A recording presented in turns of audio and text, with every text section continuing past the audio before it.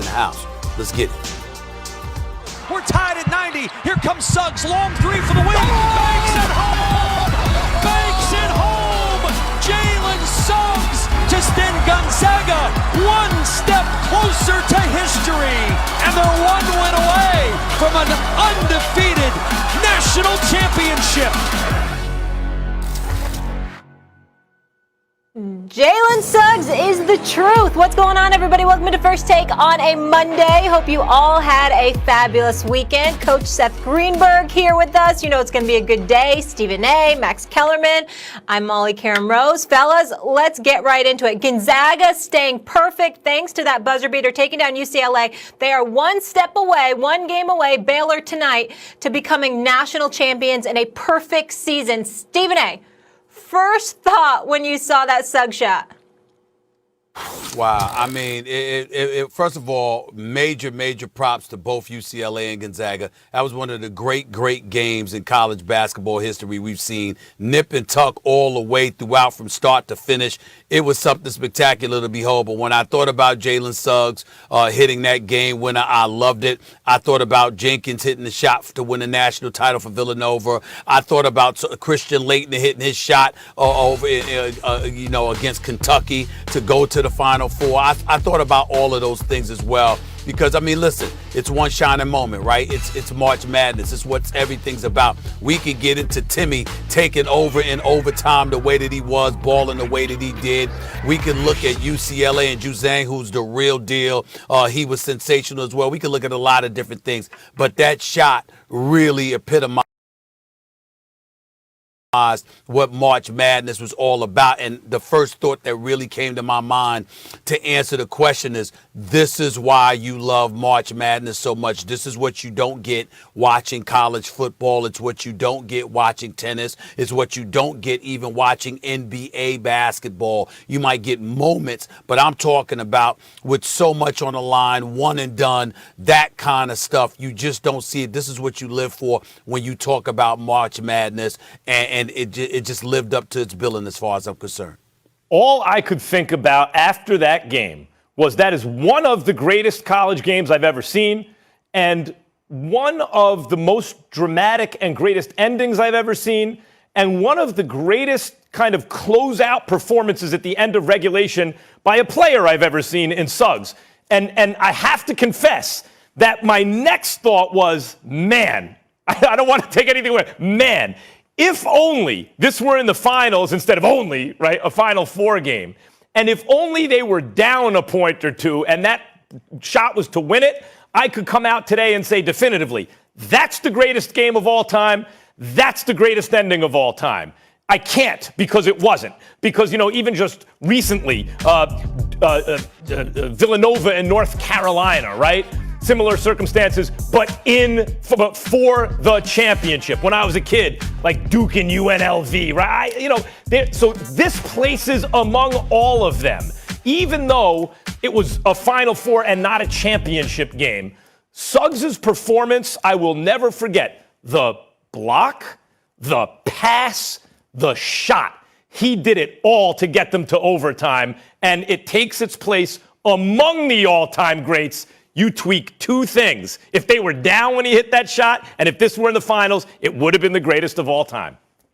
Yeah, Max, I agree with you. Look, what I thought when that ball went in, this dude is just different. He is just different. Everyone says he's got it. This dude has it. You can't define it, but he's got it. And Max, you are 100% right. Like, to me, the shot was ridiculous. People don't even talk about the inbounds pass because Gonzaga was so well coached. They didn't look for a timeout. They had a timeout. What happened? Timmy took it out. Boom, got it to Suggs. All right, he pushes it up the floor. UCLA doesn't turn him. He knocks it in. But the block and the pass, to me, was even more incredible. Think about the block. I mean, boom, get a piece of it. And this back, pass. head up, eyes up, Magic Johnson, Timmy running the floor. Are you kidding me? How many guys can make that play? Gets a hand on the basketball, composed, settles himself, eyes up so he can see the floor and makes the play. To me, the dude is just different. You're right. We saw an all-time great game. It wasn't a championship game, but it was an all-time great game. The shot, is it Jordan-esque? Is it Chris Jenkins? I don't know. I just know that dude's going to make that play because he is just different. That's why I say you can put him in an NBA game right now, and he can lead a team. That guy's the overall number one pick in the NBA draft. He has it. It was more Jenkins than Jordan, in my opinion. But I would tell you this. I love the fact, because that's where I was going next, Coach, once you finish. I love the fact that you brought it, because I thought, I'm just looking at this kid. When you talk about the it factor, you're talking about a freshman, okay? Mr. Football, Mr. Basketball in Minnesota and what have you. This dude comes out there.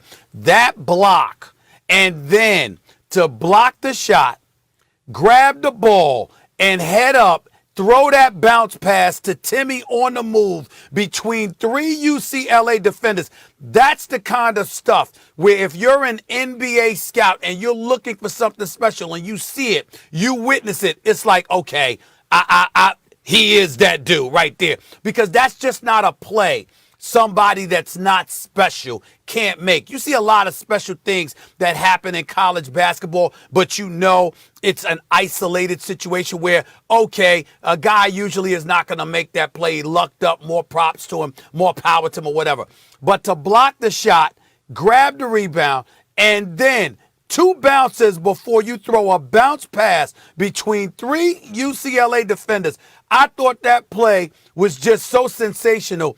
It basically solidified that he is different, that he is special, and he is coming. It was a sensational game, but that was the play. I believe, Coach, I'm just thinking about it. I could be wrong because I haven't seen every game.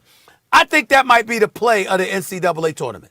That play right there. That's one of the all-time great plays. It was one of the all-time. I'll tell you the other thing you don't even talk about, his toughness. 2 sport guys. And everyone says, well, he was obviously a terrific football player. That dude gets knocked down, you know what he does?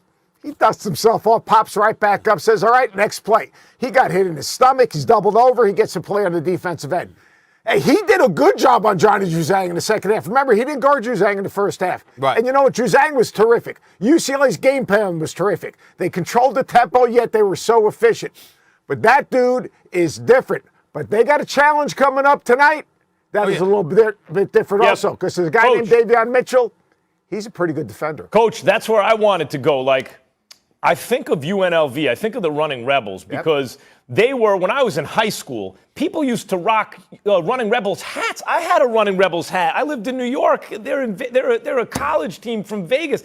Everyone, and then after winning the title, they go undefeated.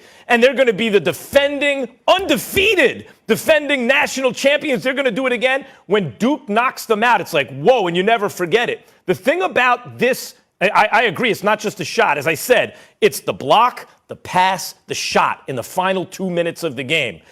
If Gonzaga wins the national title, gets their title finally, coming from where they did as a program to finally win a title in an undefeated season, especially if for whatever reason the championship game is not as close as this one was, those final 2 minutes out of Suggs will be elevated even more. We will remember it even differently and more fondly than we're thinking about it right now.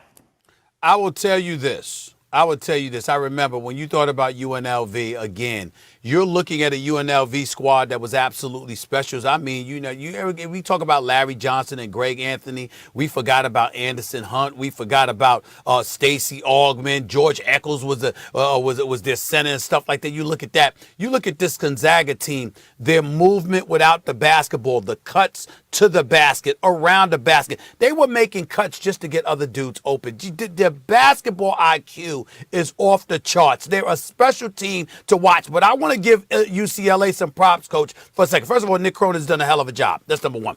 Number two, do you know that every member of UCLA starting 5 shot better than 50% from the field Saturday night?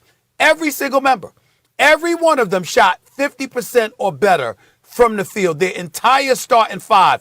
They were as efficient as they come. They showed a whole bunch of heart. Juzang is the real deal. I don't know if his stock will ever be higher than it is right now, but Suggs is something special. And Timmy, give him a lot of credit, took over in overtime and was a man amongst boys. He was taking advantage and exploiting every single mismatch that was created for him. He capitalized off of it. I'm watching stuff like this and I'm saying, look, Baylor is no joke. Baylor is coming, and Gonzaga definitely has to finish the job. You don't finish the job, that's a problem. But I got to give UCLA props, and we can't ignore that Baylor can take them. Gonzaga better be ready for tonight. It was such a well-played game. It was both teams, such a well-played game. Exceptional.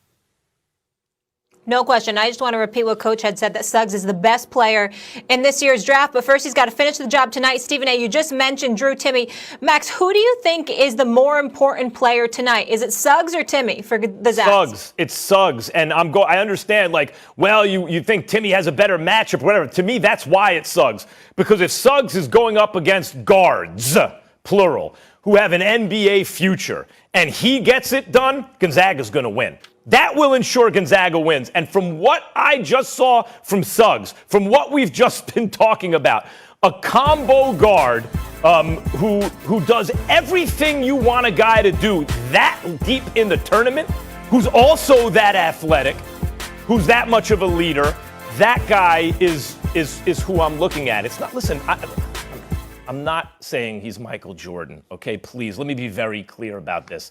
I understand there's only one Michael Jordan. But when he went up against Georgetown, he had future NBA guys, at least one, in the backcourt that he was playing against. And yet it was Jordan who finished the job. And that's, to me, what the challenge is here for Suggs tonight. It could be that you have mismatches elsewhere and you go to it. That's not how I see it. In games like this, guys like Suggs rise. And I believe he will be the difference.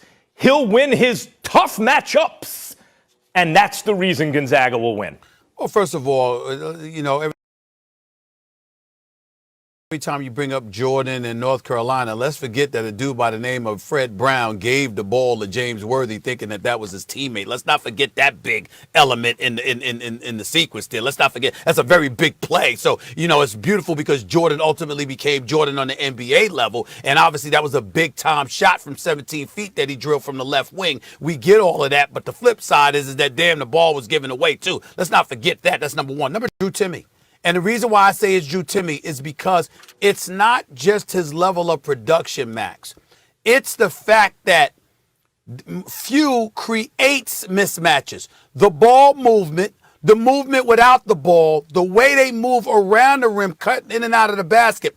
The reality is that you find yourself in situations where you've got to be very, very particular and very specific about who's defending Timme because he's so efficient. I mean, the brother's got moves around the basket. He draws fouls, he finishes, he's got a nice touch. I mean, he can do a lot of things. And if you're Baylor and you don't have an answer for Timme, look at his numbers from the other night, 11 of 15. 11 of 15 from the field, 11 of 14 from inside. He only attempted 1 3-pointer. He's incredibly, incredibly efficient. You can have guard play. You can get it from Suggs or anybody. Nembhard, let's not forget him as your point guard. Great decision maker, at least Saturday night. I've been very impressed with what I've seen from him. But in the end, it's going to come down, if you can't contain Timme, you got no shot. You got no shot if you can't contain him. If that brother takes you to school in the low post, if you're Baylor, lights out. It's over. It's a wrap. You've got to find a way to neutralize him and make Suggs and Nembhard and those boys. And Ayayi, let's not forget him. You've got to make them beat you, particularly from the perimeter. You can't do that if you can't contain Timme. So I say Timme's the key to me. Stephen A., my man Stephen A., I'm happy you finally have come around to this because a week ago I mentioned Timme and how good he was, and you said, Timme, he's no Kevin McHale, he's no this guy, he's no that guy. Let's go to the old video. Here's the deal. You're right, Stephen A., you finally came over to my side, which most times when you come over to my side is the right side, so I appreciate that. It worked. I convinced you. Timme's ridiculous. They score 50 points a game in the paint. They had 56 against UCLA. Now, here's the deal. The most important matchup in the game, though, is going to be Kispert. And I'll tell you why. Because you talk about those other guys around him, and Timme is. Look, Timmy's just different. The dude is just different. Gets 56, scores in all different types of ways. Oh, by the way, he's averaging 4 assists a game. Kispert, if you can't take Kispert off the floor and look for Matt Meyer off the bench for Baylor to play a bunch of minutes to make Kispert defend. Because if you can get Kispert in foul trouble, the perimeter players at Gonzaga, the rest of them in the tournament, are shooting about 28% from the three. So if you get Kispert out who's shooting 50%, now all of a sudden the court shrinks a little bit. So that's going to be an interesting matchup to watch. The other thing is you've got to find a way to make Timmy defend. What's the best way to guard Timmy? Make him defend, get him in foul trouble. That's what UCLA did. They played the last 9 minutes with him in foul trouble. The step-up charge he took in that game with 4 fouls, incredible. Big-time play. So you've got to make Timmy defend. You've got to see if you can make Kispert defend. Matt Meyer, by the way, he never saw a shot he didn't like. He will get shots up. You can play him almost at the point as a 4-man. That will be interesting. Kind of like what UCLA did with Jaime Jaquez, which I thought was really smart. But you're right, Stephen A. Timmy's the most important guy for Gonzaga because they score all those points in the paint, because they play through him, and then if you double him, he is a terrific passer, and they're the best cutting team I've seen in probably 30 years. I mean, they cut as well as anyone. But this is a big day for me. Max, this is a big day for me. And I'll tell you why it's a big day. Because Stephen A. and I agree. I feel better about myself today. Well, you should. Well, he should feel better about himself, as a matter of fact. Hey, I'm glad you brought up Kispert, Coach, because going into the tournament, it's like he is the best player on the team kind of thing. And I feel like, especially after that game, what happened at the end of regulation with Suggs and during overtime with Timmy, but Kispert is just as likely as anyone to be the best player on the floor in the championship. Well, it's you could say that, but I'm not sure about that. Listen, he can play, and I like Kispert a lot. I truly, truly do. But like you said, Suggs is different. He's a different kind of talent. And then when you look at Timmy, because of what you require from Timmy in the low post, the fact that, again, it's one thing when you're just taking your man. It's another thing entirely when mismatches occur and you pick them up. Coach will tell you this. Do you know how many times a mismatch is created and players miss it? They miss it. In other words, a mismatch occurs and, oh, my God, I'm a little bit late. I'm a second or two late picking that up, and defenses are allowed to recover. Not against Gonzaga. You create a mismatch, they pick it up right away, especially Timmy. And if you're Baylor's athleticism, their tenacity, and all of that stuff might come into play, but they are prone to making mistakes. And Gonzaga, you can't do that. UCLA played in their perfect game. But Baylor's going to need to do that in order to win this game. You cannot afford to make these mistakes against Gonzaga. In the modern game, especially the modern college game, guard play is going to determine stuff more than anything. And if you have an athletic combo guard who you know can get it done and then gets better under pressure in every facet of the game, the reason it's so interesting to me that it's a block and a pass and a shot from long range is it shows you an overall basketball package and IQ and ability. In every facet of the game you need in those closeout moments, he's got it. If it comes down to it, Suggs will be the difference again. I'm going to tell you guys to watch one thing in this game. It's going to go both ways. Middle ball screens. Middle ball screens. When Gonzaga runs that middle ball screen, if they can get a switch, obviously then they can get Timmy on the block. But they will go some dribble handoff action to a middle ball screen. Both of these teams, if they can get a switch, all right, Gonzaga get a switch, obviously Timmy's going to destroy him. On the other end, when Baylor runs their middle ball screens, their bigs only score off of that play because it's not a play for them.